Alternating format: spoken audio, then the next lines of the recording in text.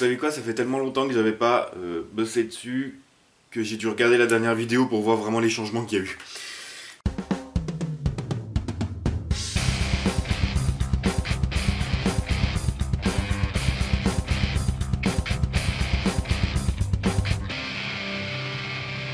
Salut tout le monde et bienvenue dans cette nouvelle vidéo. Aujourd'hui, suite d'un projet que vous appréciez beaucoup, mine de rien. Donc suite de la construction, bricolage et tout de l'AK Custom, donc du projet Shelley que j'ai commencé il y a 5 ans à peu près. On est qu'à l'épisode 3, on avance hein. Mais bon, voilà, c'est un projet bricolage, c'est un projet low budget et bricolage avec ce que je récupère, avec ce qui traîne. Donc le but, je vous rappelle, vous pouvez retrouver les précédents épisodes dans le petit i au point de votre écran. Le but était donc, à la base de 3 AK Sima HS, d'en remonter un entier fonctionnel et par la suite de se faire un petit custom, de l'upgrader, de se faire vraiment une réplique de la mort qui tue en partant de reste quoi. Où on en était? On en était sur 3 AK. Et ben on n'en est plus sur 3 AK. Alors qu'est-ce qui a changé par rapport à la vidéo précédente? Alors le gros point qui a changé, c'est le corps. Donc le corps, avec la partie avant aussi ici. Tout ça était donc le corps d'une AK Sima de base en plastique. Là, on est passé sur le corps, donc toujours d'une AK Sima, mais en métal. J'ai trouvé ça d'occasion, j'avais lancé une recherche sur France Airsoft, j'ai trouvé ça d'occasion, c'était normalement une AK Blowback, ce qui m'a posé quelques petits problèmes d'ajustement, mais avec un corps en métal. Vous pouvez voir d'ailleurs qu'il est légèrement pas de la même couleur que les garde-mains, je sais pas si ça se verra bien, que les garde-mains, le top cover. Ici ça se voit pas mal, on a des différences de couleurs, on a une teinte un peu plus grise en fait, et du coup ça rend bien parce que ça lui donne un petit côté deux tons qui reste assez discret vu qu'on a du noir et du gris foncé, mais ça rend plutôt bien. J'ai eu quelques petits soucis d'ajustement au niveau des pièces, mais au final ça s'est fait. J'ai gardé toujours le garde-main, la poignée de ma première réplique d'origine, donc ça n'a pas changé. Il y a toujours des pièces, je pense, de l'AK basique dedans, mais je sais plus, je pense que la tige ici c'est de l'AK. Donc ça nous fait 4 AK qui sont dedans. Donc ça a été le premier gros changement. Du coup elle a pris un petit peu, de poids, hein, trop mangé pendant le confinement, elle a pris un peu de poids. Donc au niveau de la crosse, c'est là qu'il y a eu aussi gros changement parce que j'ai bien compris que ça vous plaisait pas. Le système que j'avais fait, c'était vraiment temporaire après, hein, c'était le temps de trouver les pièces. Ce que vous n'avez pas vu, j'avais trouvé un tube de crosse M4 que je pouvais vaguement adapter là-dessus. J'avais galéré un peu mais j'avais réussi.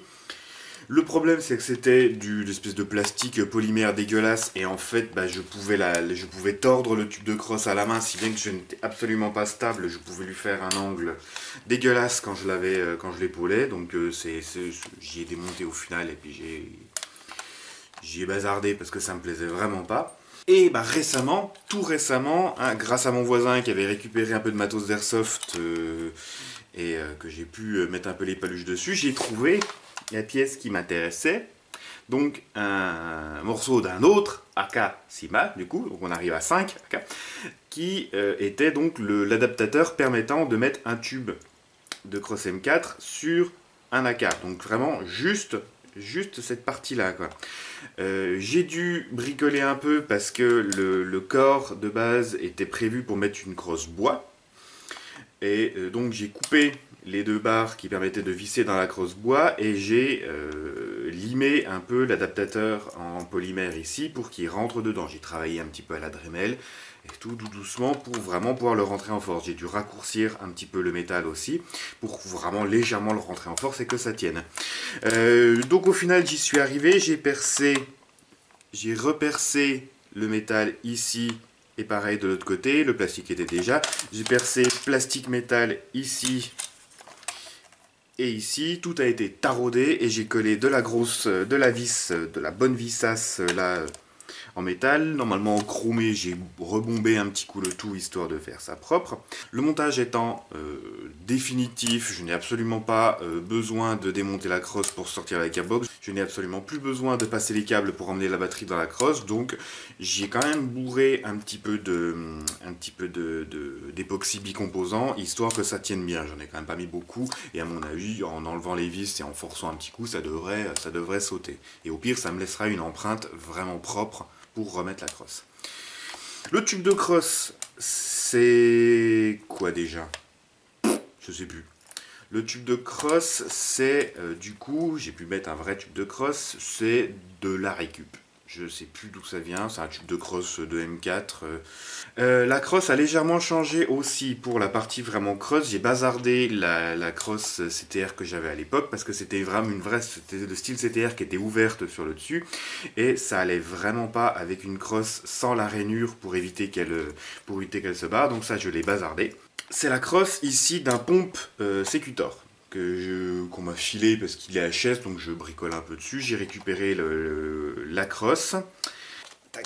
Et du coup ça va impeccable parce que vous voyez qu'elle est complète. Donc je peux m'en servir comme ça ou avec l'appui-joue. Mais j'avoue que j'aime bien l'appui-joue. L'appui-joue est toujours le même, qui était en tanne et que j'avais repeint. Donc là vous voyez, du coup on a plus de soucis là-dessus. Ça ne bouge pas. J'ai toujours un petit peu de jeu, ça faudra petite technique de scotch habituelle. Et du coup, ça va dessus. Et du coup, eh ben, j'ai une crosse réglable. Tac. La patte pour le réglage est toujours celle de la CTR de base parce que celui de la pompe du sécuteur était cassé. Étonnant, venant de pièces Secutor.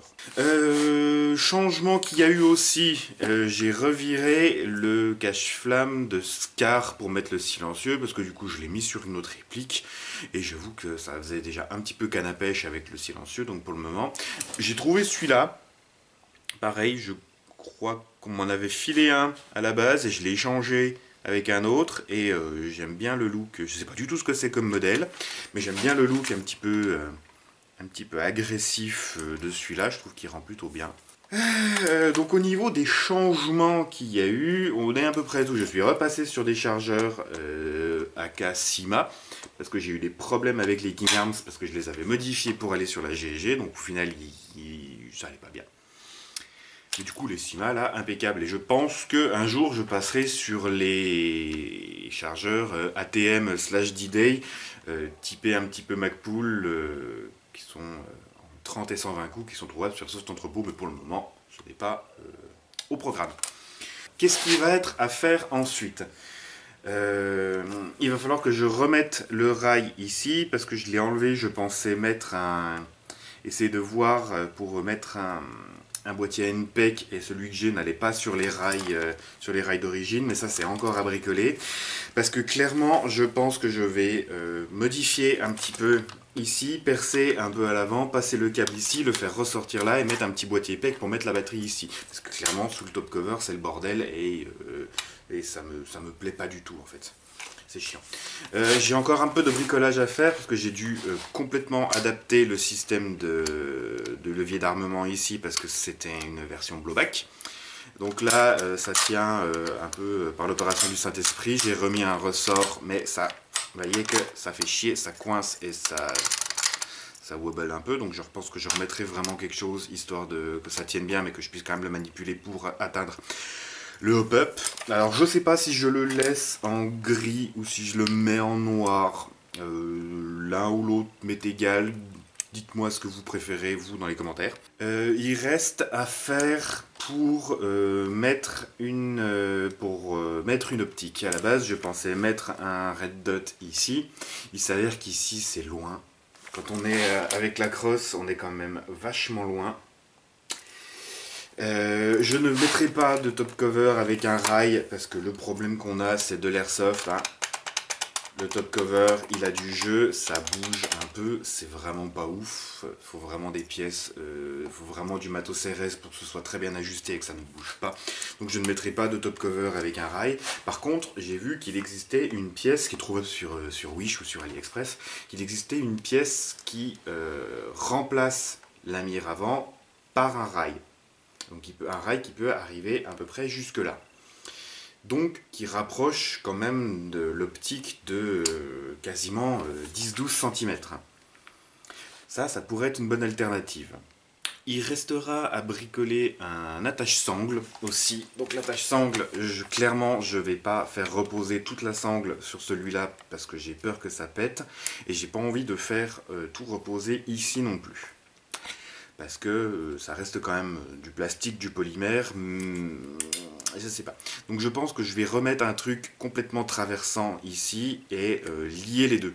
Que ça tire à la fois ici, et que on répartisse un peu le poids et que ça ne me pète pas au nez au niveau de la crosse. Donc ça reste dans les prochaines choses à faire. Ensuite, on attaquera éventuellement un petit peu de grid, même si pour le moment, elle tourne très bien et qu'elle a de très bonnes perfs.